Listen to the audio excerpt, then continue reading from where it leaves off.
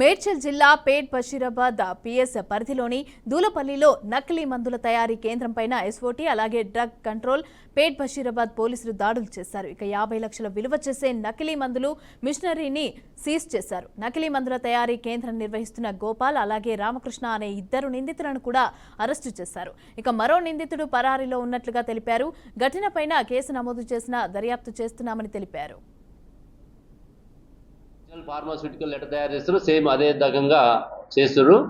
కాకపోతే ఏంటంటే వీళ్ళకి ఎలాంటి లైసెన్స్ లేదు, తర్వాత అది సైంటిఫిక్గా కూడా అది ప్రూవ్ లేదు. అలా మెటీరియల్ పెట్టేసి తక్కువ ఖరీదుతో వీళ్ళు తయారు చేసి ఎలాంటి ల్యాబ్లో ఇదంతా కూడా సైంటిఫిక్ లేకుండా వాళ్ళు వేగ్గా బయట అమ్మడం జరుగుతున్నది.